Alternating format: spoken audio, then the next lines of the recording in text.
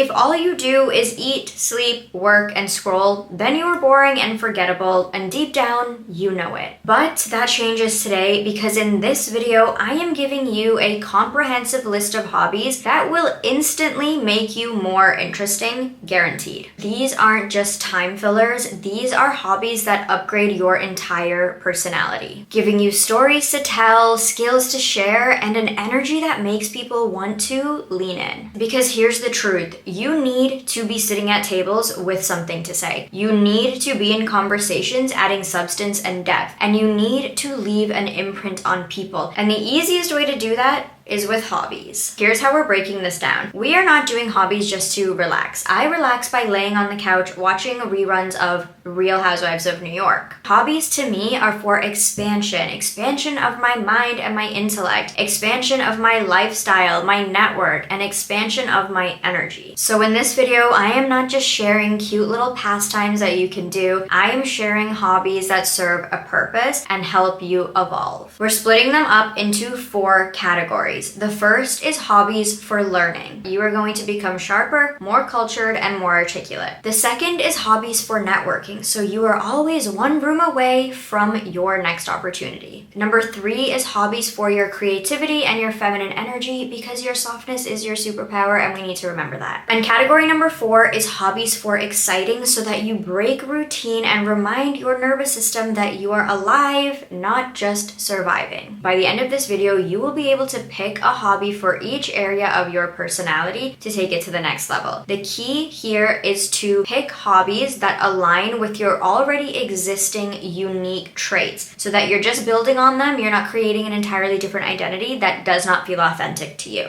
Category number 1, hobbies for learning. Hobby number 1 is documentaries. This is one of my favorites. I studied law and criminology in university, so I just love watching true crime documentaries, but the caveat here is to watch documentaries that help you form an opinion. So the most recent one I just watched is Lost for Life. I'll link it down below. It was an incredible documentary, but it was a documentary that not only gave me insight into juvenile lifers, I don't want to give it away, but it's about juvenile lifers who do life sentences. It also helped me form an opinion, something that I've never thought about before. And when you're in conversations, having an opinion about something, knowing where you stand and speaking your mind and sharing that opinion is so captivating. Even if it's a polarizing opinion, even if it goes against what that one person is saying or that group of people is saying, having an opinion that you feel confident in, that you can articulate and you can express why you feel that certain way, that is an amazing way to make yourself well-rounded and well-educated and come to conversations with opinions. You don't want to be in a conversation and you have nothing to say because you don't have a stance on something. The most interesting people, the most compelling people are the ones that have an opinion on something, even if it goes against the status quo. They just have a stance on something. So make sure that you are expanding your mind and expanding your personality through being able to have an opinion and take a stance. Hobby number 2 is getting into politics and doing deep dives into politics. This way, you're keeping up with world affairs, you can add things into conversations with ease, you're engaging in these conversations, and you just have something to say about the world and politics and just worldly affairs. Very important one. Personally, I think to make someone very well-rounded and come off very educated.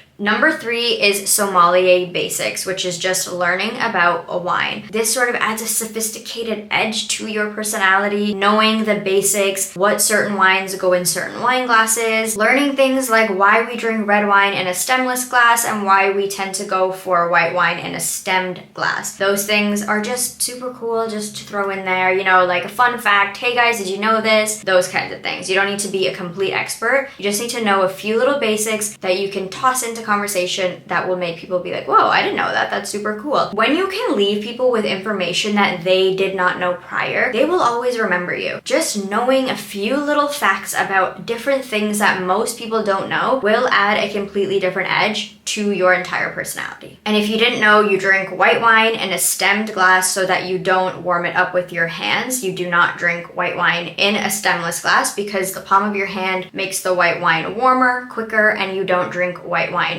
warm, you drink it cold, always, very, very chilled. And with red wine, you drink it in a stemless glass most of the time because the warmth from your hand actually opens up the flavors and the notes of the red wine. I remember in university when I spat that little fun fact out there, and everyone was so impressed with me because who in university knows these things? You know, it's not a big thing. It's just a little bit of information that can take you to the next level. Number 4 is starting a philosophy and psychology journal. Now bear with me on that, that sounds super boring. Personally, one of my favorites because I studied it in university, but going into the concepts of different philosophers and why they thought certain ways and just exploring them a little bit more and the concepts that they put out there is going to help you expand your critical thinking skills and just help you become a deeper thinker. Just expand your critical thinking will take you to the next level. Again, these are certain things that most people have sort of let themselves go with. They're not learning, they're not expanding their mind. So you just stepping it up just one extra notch is going to put you in a completely different category. Looking into prominent philosophers, some of my favorites are Voltaire, Thomas Hobbes, Thomas Aquinas, John Locke. They all have very differing concepts. A lot of them are in the Age of Enlightenment, so if you're interested in that, look into them. But just learning their concepts, again, this sort of ties into point number 1, which is helping you form an opinion and a stance on something. These are concepts that you can weave into conversations to further your point and just illustrate what you're saying a little bit better. I remember I was having a conversation with my brother about modern day politics, and I brought in something that Thomas Aquinas said, and that is, you know, committing a crime for the greater good. Is it still considered a crime or is it considered a just crime? Nevertheless, I digress. But he was very impressed. He was like, whoa, I didn't know you know that. So having these things in your toolbox and then whipping them out to further explain your point is so important, and it just adds that level of depth and richness to your personality. Again, I have to reiterate that you have to pick hobbies that you're interested in so it comes off as authentic and not like you are just randomly reciting all these things that you read just to sound cool and interesting. They have to feel natural to you. So that is just one of my favorites. So if that interests you, definitely check out that hobby. Look into like the Leviathan, Candide, that's from Voltaire, Karl Marx, just different bodies of work. Read them, understand them, make your own opinions and use them in conversation. Keep them in your toolbox so that when the topic comes up, you have something to say that is a little bit out of the norm, that somebody wouldn't really expect to hear in this day and age. Number 5 is studying a luxury niche. So this one's fun because you can sort of become the woman who knows the details of things that most women don't know. So think perfume, think watches, think architecture. Study those sorts of things. Those are luxury niches. If you're into interior design, study the history of interior design, study the architecture, how things are built, historical architecture. Another one in this category a little bit is like feng shui. I'm really into feng shui. It's very interesting because it ties in that spiritual aspect and the circulation of energy. This is a really easy one that is also super fun. Number 6 is learning the basics of classical music, jazz music, blues. If you're very interested in music, composition, this is a great one. If you've noticed, the theme is not to become like a classical composer or become an expert wine sommelier. It is to just get an edge on the competition, you know, and like nobody's your competition, but if you get what I mean, lack of a better word, you want to get an edge. So just learning the basics, like knowing more than what most people know puts you right here in a completely different ballgame. Being able to decode genres, being able to know certain classical pieces and recommend them to people. Number 7 is a classic one, and this is just learning financial literacy, learning investing, angel investing, stocks, ETFs. You know, that's a little sexy, smart combination. Perfect. We need that. We want that. So learning investing is great. The woman that I follow for investing is Nisha. She's an investment banker and she talks all things investing, accounting, all of that. I'll leave her link down below. You must know who she is. She's great because again, she's a woman. She makes it super easy and you're just adding a little bit of depth and knowledge into your field of information. Number 8 is a super fun one, and that is just learning foreign language. So like immersing yourself in foreign language, but not in the way you think in the traditional sense of sitting down and learning a different language on like Duolingo or something. Just learning a foreign language and immersing yourself in a certain culture that is interesting to you through romance films, through different novels, through poems, like things like that. Super soft girl way to learn about a different culture, not necessarily mastering the entire language, but just knowing a few words. And number 9 is expanding your vocabulary. This is so easy, but so overlooked. So having a expanded vocabulary will just set you apart from so many people. Not just using the traditional words, trying to get rid of like, not saying like, yeah, okay, like, having a little bit more to say. Those things can set you apart. We don't realize that not saying the word like, not having filler words in every sentence we say, has people thinking and listening very differently to what we're saying. And the way I personally expand my vocabulary is I use an app called, hold on, it's just dinged me actually here. It's literally called Vocabulary. I'll leave an insert on the screen, but it basically sends you new words every 30 minutes. So you can set how frequent you want the words to come to you on your phone, your Apple Watch, whatever. And it will just give you a new word, it'll give you how to pronounce it, and it'll explain what it means. So whenever I get a word that pops up on my Apple Watch that I'm like, oh, that's really interesting, I've never heard of that word, or oh, I remember that word and I haven't used it in a while, I'll go to my notes app, I'll write the word down, I'll write what it means, and then I will start practicing saying that word in my sentences. So I take the word, I see it, I read it, I learn it, and then I actually apply it in my sentences. So you're now getting familiar with the word and you're not forgetting it. So that's how you expand your vocabulary. And this one is so easy, but so overlooked. I personally recommend this for everybody. Category number 2 is hobbies for networking. So these are the strategic hobbies that are going to place you in the rooms that you want to be in, that you also belong in. Number 1 is not so much for really networking, but it's more so for expanding your circle and getting into rooms with like-minded women. So this is wine and paint nights. This is a great one. It's fun, get a little tipsy, but you're also putting yourself in a creative space with women who are on the same level as you, meaning, not in a bad way, meaning who are creative, who are in their feminine energy, who maybe think the same way as you, that are on the same journey as you. Again, it doesn't have to be wine and paint. It can be any other creative hobby. Just putting yourself in rooms of like-minded women. So finding a hobby that aligns with the type of friends that you want to have so that you make those friends while you're doing the hobby. Does that make sense? So this isn't one to really get you opportunities, but it's placing you in the same rooms as women who you would love to be friends with. Number 2 is golf and tennis lessons. This is an obvious one for placing yourself in areas with well-connected people and getting involved with very powerful people. They're always frequenting golf and tennis. It's a little bit more of a luxury elevated sport. So if you're able to afford this one, definitely invest in this for yourself because you can meet so many well-connected people in golf and tennis spaces. Number 3 is volunteering for charity events. This one's great for putting yourself in rooms with philanthropic people. If that interests you, philanthropy and just giving back, think wealthy energy, think high frequency energy, giving back to people, raising your own vibration while doing so, selfless deeds. This one's great. Number 4 is joining a book club or maybe creating your own with a few like-minded friends. This is more of like a casual one. If you want to network outside of your already inner circle, then you join one. If you don't care to and you just want to have a like-minded circle that you're in every week, you create your own, invite people in, and just discuss books that you find interesting. It doesn't have to be a traditional book club in a sense where you're reading just like fantasy novels or this kind of novel. You can do a book club where you're talking about different concepts, like the philosophy books. Create that type of circle for yourself or join that kind of circle if it exists. Number 5 is to attend public speaking panels. This way you are learning more information, you're gaining knowledge, but you're also learning how to speak more articulately. You might get up there and speak for yourself. This one's great for just engaging in deeper conversations and meeting people who could maybe serve as a mentor and take you to that next level. This is a good one as well if you're trying to expand in a career sense and you're just trying to become a better public speaker. You're trying to maybe host your own panel if you find interest in that, so on and so forth. Number 6 is underrated, and this is getting a membership at a co-working space or a club, like an exclusive club that you have to be accepted into. A lot of well-connected people hang out at these places. You can meet different types of people. You can even meet guys there. Like, this is a good one if you want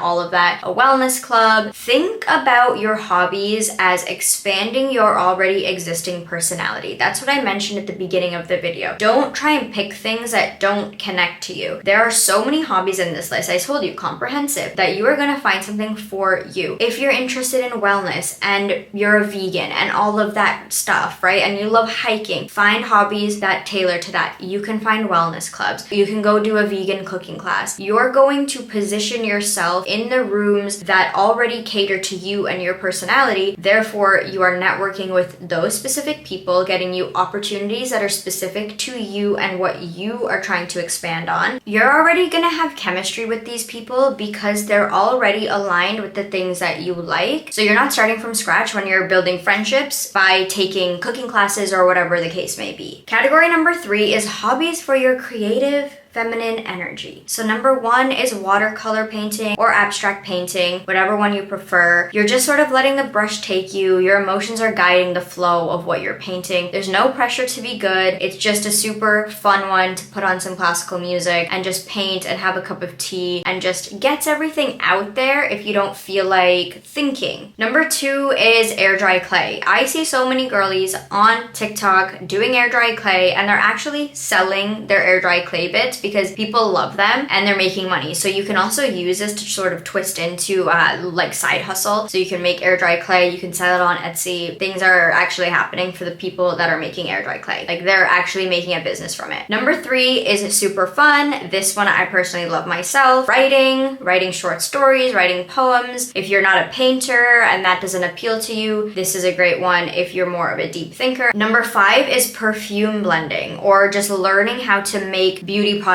at home. I love making scrubs at home. I love learning how to do my own eyelash treatments, my own skincare treatments. So learning all of these things for yourself at home, learning how to blend your own perfumes, make your own soap. I'm a firm believer in a woman should know how to do all these things at home herself, so that in case you are not able to do these treatments at a salon or you're relying on people to do them for you, if you aren't unfortunately in a position where you cannot do those things anymore, you still have the skills within yourself to do them at home for yourself. For me, I learned how to do everything on my own, beauty-wise, like anything you can think of, because I used to not have the money to be able to go do the things. I couldn't afford to get my nails done. I couldn't afford to get my hair cut or colored. I couldn't afford to get my clothes tailored or hemmed, like none of it. So I learned how to do it all at home. And I just think it's a great thing for a woman to learn how to do. And it just adds to, like, you know, the domestic skill set. Number 6 is super fun, which I think we all probably already do. It's not really a hobby. It's just like singing around the house, opening your throat chakra, singing for fun, singing in the shower. It's one that we probably overlook, that we don't realize is just something super fun that keeps that playful energy coming out in us. When we go through the motions of life, we forget the little things that make us playful and make our inner child scream and have fun. And those things for me, and I think for most women, is singing and dancing and just not taking ourselves so seriously. Number 7, I think it is, and that's just mood boarding for your whole life. I love doing this one on my iPad on Canva. It's so fun. I have like an entire lookbook on Canva, and I'll insert a picture here so you can see what I'm talking about. And I have this for my color season, my color palette, the textures that work better on my skin, like hair inspo, face inspo, all of that. Category number 4 is hobbies for excitement. Remember, we need to make sure our body is feeling alive and it's not just surviving, we need to be thriving. So add ones in that give you a little bit of an adrenaline rush. Number 1, classic, going on solo dates once a week, picking a new restaurant, picking a new cafe, going alone, doing something outside of your comfort zone that gets you into that energy of boldness and just taking a leap and getting after life. Number 2 is very bold and out there, but I think it's super fun, and this is learning self-defense or learning some sort of like karate or something like that. Very much giving you an adrenaline rush, but also helping you stay vigilant as a woman. Number 3 is great for the adventurous type, and this is just spontaneous weekend getaways, exploring a new city, exploring somewhere close to you that you've never been before, a new hiking trail, whatever it is, just exploring parts of the area you live in that you might not have explored